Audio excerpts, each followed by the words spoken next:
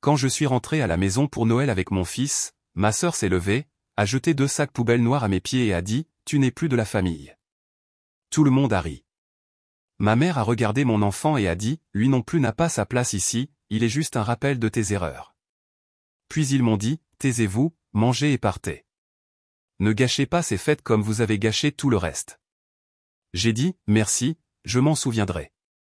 Mon frère a gloussé et a dit « Regarde bien, gamin, voilà à quoi ressemble l'échec ». J'ai simplement souri, pris la main de mon fils et je suis parti. Ce que j'ai fait ensuite les a choqués. Bon, je ne sais même pas comment commencer. Je tape et j'efface sans arrêt, mais peu importe, voici. C'est long, désolé. Je tape sur mon téléphone, et je ne corrige pas les fautes de frappe, je veux juste que ça sorte. Cela s'est produit le mois dernier, et c'est resté coincé dans ma tête depuis.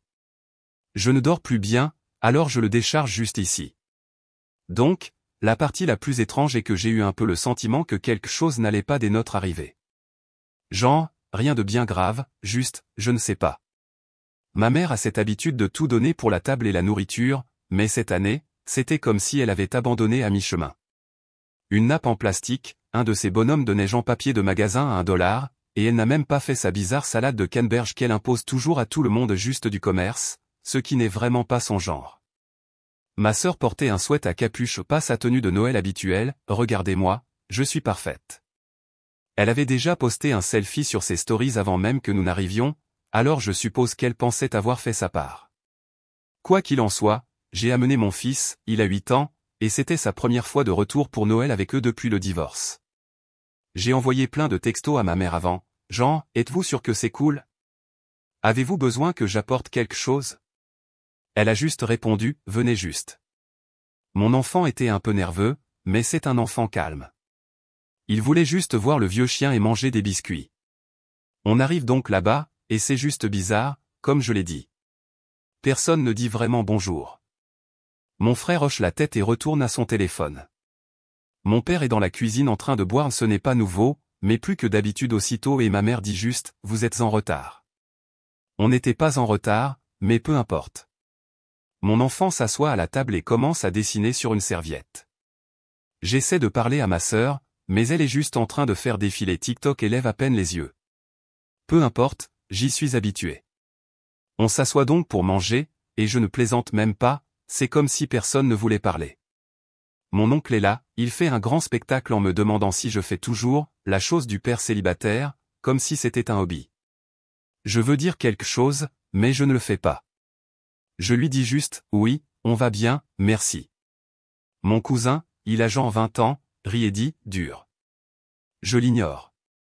Ma mère continue de regarder mon enfant comme s'il avait 3 têtes. On mange donc, c'est gênant. Mon enfant touche à peine sa nourriture, mais il est poli, il continue de me regarder pour voir s'il fait bien. J'essaie juste de passer à travers, honnêtement. Puis ma sœur se lève, sort, revient avec 2 sacs poubelles noirs à genre les pas chers et les laisse tomber à mes pieds, juste là à côté de la table. Elle a cette expression sur son visage comme si elle me défiait de dire quelque chose. Elle dit, tu n'es plus de la famille. Elle le dit vraiment. Mon frère renifle, comme s'il pensait être dans une émission de télé-réalité ou quelque chose comme ça. Mon cousin rit, mon oncle aussi. Même mon père sourit. Je reste littéralement assis là pendant une seconde, je ne sais même pas quoi faire. Personne ne l'a jamais dit à haute voix auparavant, mais ils m'ont toujours fait sentir comme le boulet, comme si c'était moi qui avais tout cassé. Ma mère regarde mon enfant et elle ne cligne même pas des yeux, elle dit juste, lui non plus n'a pas sa place ici, il est juste un rappel de tes erreurs. Toute la table est silencieuse, sauf mon frère, qui dit, regarde bien, gamin, voilà à quoi ressemble l'échec. Je reste juste assis là, les mains sur les genoux, et mon enfant me regarde comme, on est en difficulté? Je hoche juste la tête. Ma mère me dit, taisez-vous, mangez et partez. Ne gâchez pas ces fêtes comme vous avez gâché tout le reste. Je n'exagère pas, elle a littéralement dit ça, et elle avait l'air ennuyée, comme si elle s'était déjà répété ça des millions de fois dans sa tête.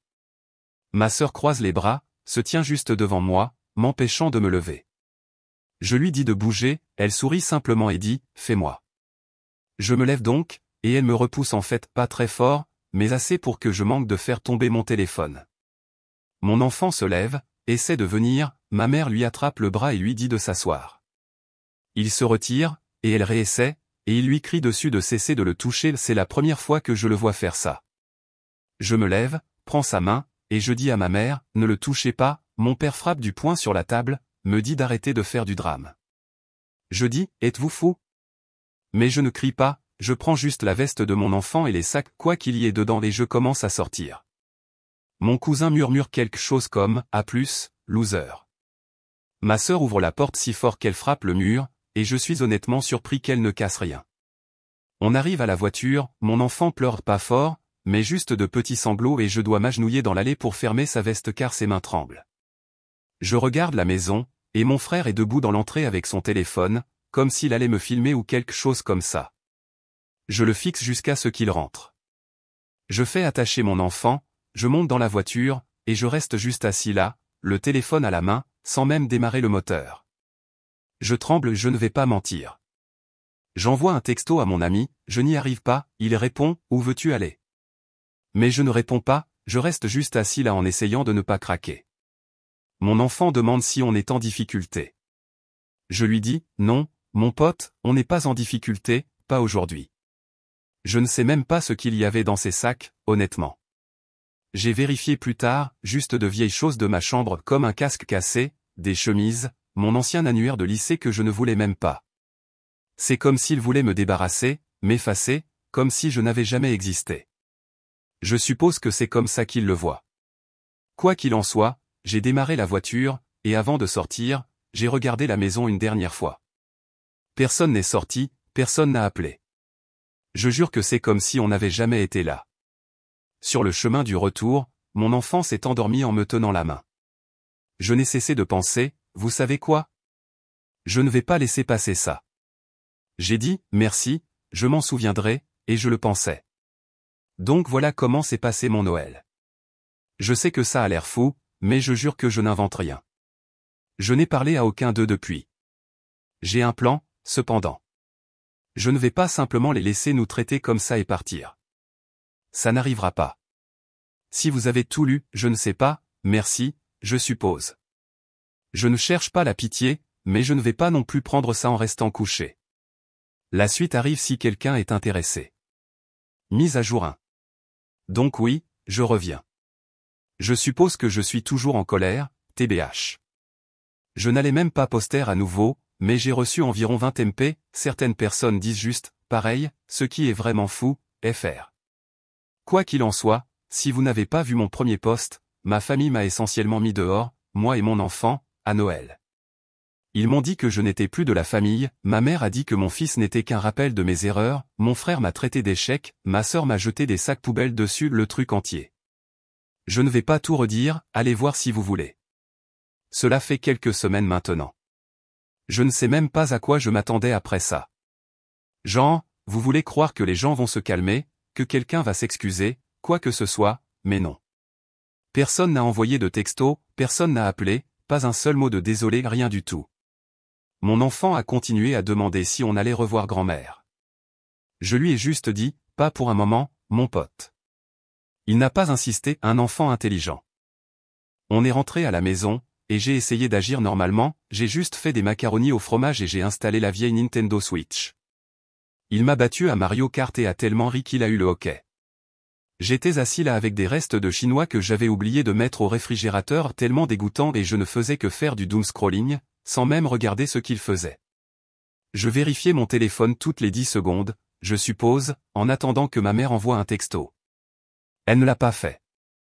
J'ai vu ma sœur poster une photo du dîner de famille sur sa story, pas de tag, mais évidemment je n'y étais pas. Ils avaient l'air heureux quoi que ce soit.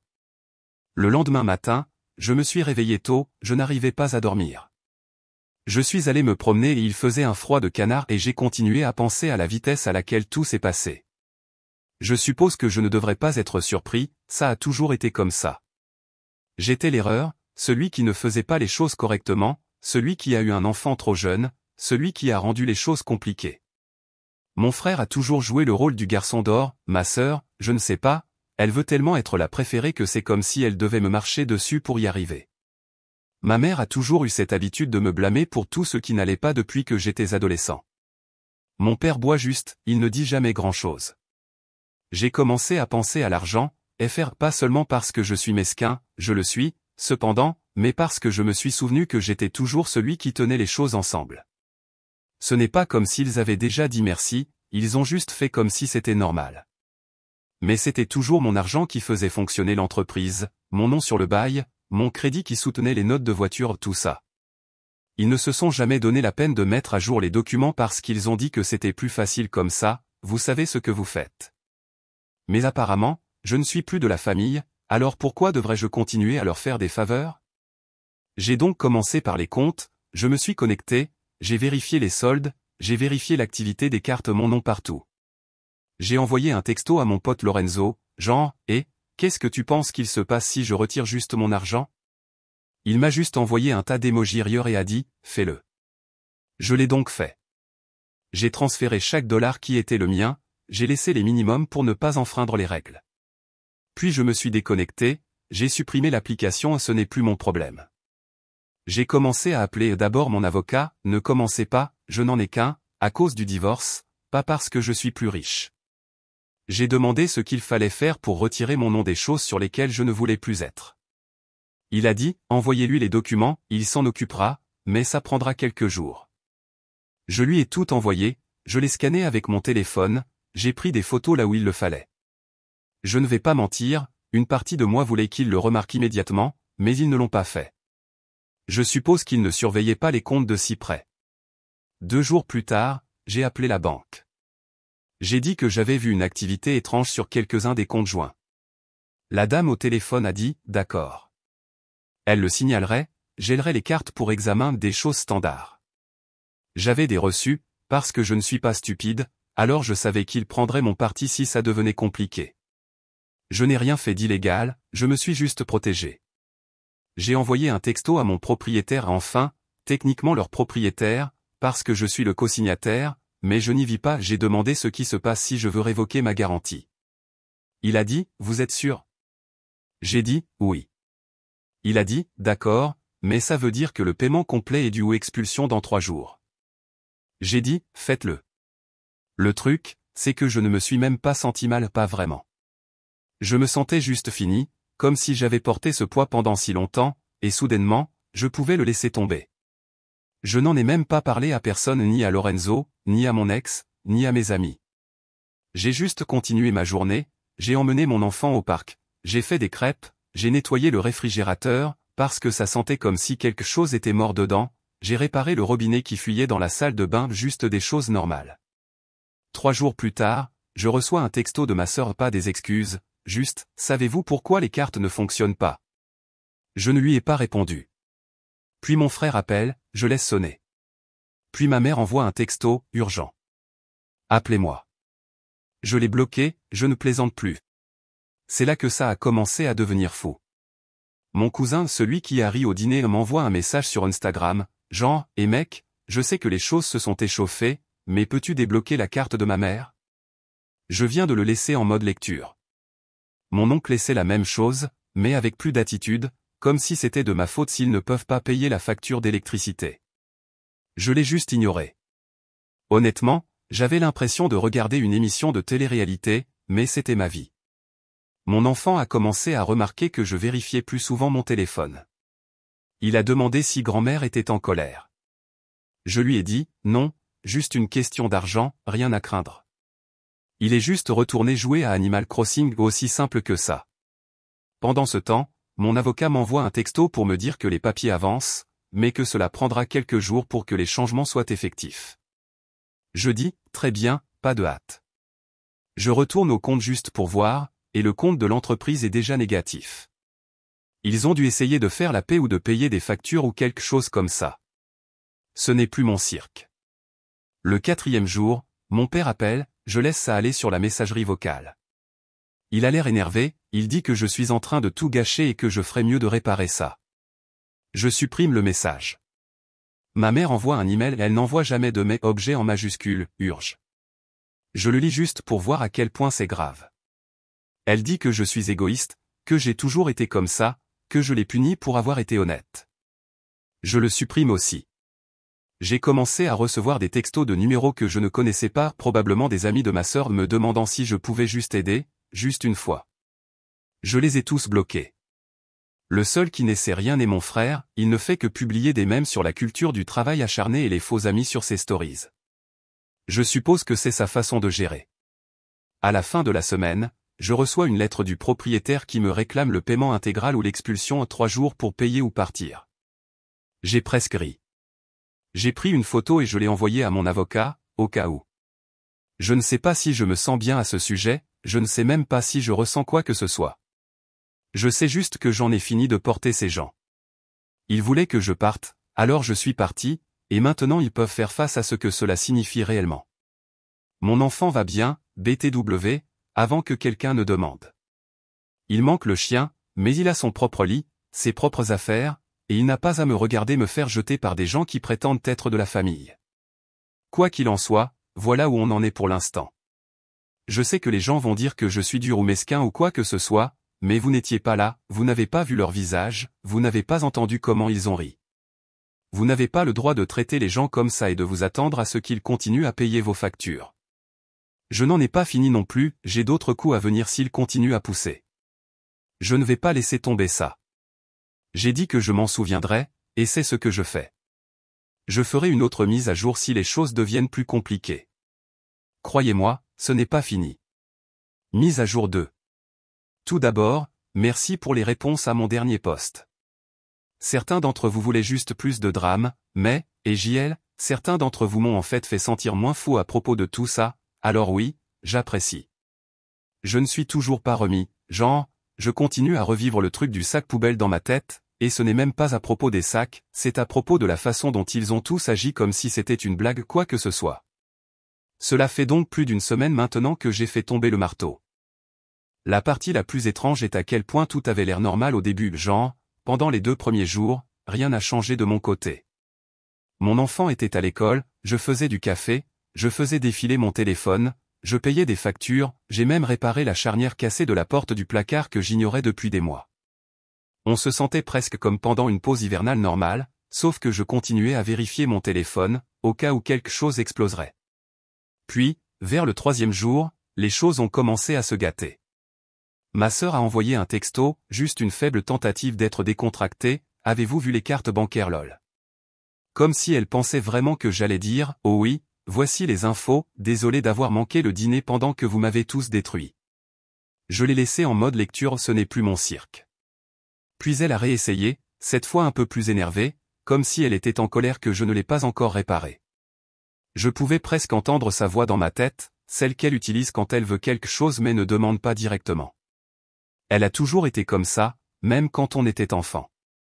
Mon frère a aussi essayé d'appeler, mais je l'ai laissé sonner, il n'a pas laissé de message, il a juste raccroché après la 2e tentative.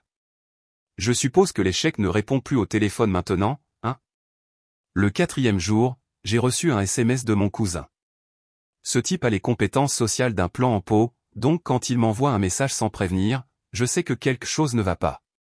Il m'a juste dit, « Eh mec, tante panique, peux-tu aider ?» Comme si j'étais le support technique de leur vie. J'ai juste renvoyé un emoji pouce levé et j'ai mis le fil en sourdine. Maintenant, c'est là que ça commence à devenir drôle pour moi, en tout cas. J'ai commencé à recevoir ces notifications du portail du propriétaire, loyer en retard, paiement échoué, garantie de bail révoquée. Je sais que ça a l'air froid, mais j'ai souri pas parce que je veux qu'il soit sans abri ou quoi que ce soit, mais parce que, pour une fois, j'ai vraiment contrôlé quelque chose. Je ne les ai pas prévenus, je ne leur devais pas ça. Ils m'ont traité comme une ordure quand ils pensaient que mon nom n'était que de la paperasse. Le lendemain, je suis allé à l'épicerie avec mon fils un samedi ordinaire. J'ai pris les mêmes choses que d'habitude, sauf que j'ai acheté les bonnes céréales, pourquoi pas. Dans la file d'attente, je vois la femme de mon oncle. Elle me regarde les yeux grands ouverts, et pendant une seconde, je pense qu'elle va s'emporter, mais elle dit simplement, « Tu sais que ta mère est contrariée, n'est-ce pas ?» Je hausse les épaules, je lui dis que je sais, et elle continue en disant que la famille est la famille, que tout le monde dit des choses qu'il ne pense pas. Je lui ai juste dit que ça ne ressemblait pas à un accident quand ils ont mis dehors un enfant de 8 ans, mais bon, quoi? Elle n'a rien eu à dire après ça, je pouvais dire qu'elle voulait me gifler, honnêtement, mais elle est juste partie. Mon téléphone a explosé d'appels et de messages de numéros que je ne connais pas, je suppose que ce sont des gens que ma sœur a impliqués. Un numéro a laissé un message vocal ou juste une respiration lourde puis la voix d'un homme, mon cousin, je crois, disant, tu dois régler ça, tu ruines tout. Je l'ai juste supprimé, je ne vais rien réparer. Donc de toute façon, mon avocat m'a finalement envoyé un texto pour dire que le retrait des actifs était terminé, mon nom est retiré de la maison, de l'entreprise, des voitures. J'ai vérifié les comptes à nouveau, tout est bloqué, gelé ou négatif. Apparemment, la banque a signalé des transactions échouées répétées comme une activité étrange et a gelé toutes les cartes de la famille. Je n'ai même pas eu besoin de redemander, mes reçus correspondaient, donc quand ma mère a essayé d'appeler la banque en criant, ils ont pris mon parti aux procédures standards, rien de sournois. La meilleure partie? Ils pensent toujours que c'est juste un bug. Ma sœur a envoyé un texto au chat de groupe, que j'ai quitté il y a longtemps, en disant, quelqu'un peut-il simplement appeler la banque et régler ça? Mon frère a répondu, c'est de la faute de Lorenzo il me désigne, et évidemment, surnom de famille il a toujours été un incapable. Ma mère a essayé d'impliquer mon ex, elle m'a envoyé un texto en disant que ma mère demandait si elle pouvait me raisonner. Mon ex a simplement fait une capture d'écran et me l'a envoyé avec un emoji riant donc au moins elle n'achète pas leur foutaise. Pendant ce temps, mon père est apparemment en train de perdre la tête. J'ai appris d'un voisin qui m'envoie encore des textos à propos du chien LOL qu'il a crié sur des enfants ingrats et qu'il a claqué les portes si fort que le verre a vibré. Je m'en fiche, je ne reviens pas. Je suppose que ce qui me touche le plus, c'est la vitesse à laquelle ils sont passés du fait de me traiter comme si je n'étais rien au fait de me traiter comme si j'étais le seul à pouvoir réparer quoi que ce soit. C'est comme si, dès que leur carte a cessé de fonctionner et que le propriétaire a commencé à envoyer des emails, soudain, je suis redevenu de la famille, mais seulement parce qu'ils ont besoin de quelque chose. Pas une seule fois personne n'a dit, on a fait une erreur. Non pas que j'y croirais, mais quand même. Mon enfant va bien. Quelqu'un a demandé la dernière fois s'il comprenait ce qui se passait, il ne connaît pas les détails, il a 8 ans, allez mais il sait qu'ils ont été méchants, et il n'a pas besoin de retourner. Il n'est pas triste à ce sujet, il s'ennuie de sa vieille chambre chez grand-mère, mais il a son propre lit ici, et je lui ai même permis d'accrocher ces affiches étranges au Minecraft et un anime que je ne comprends pas.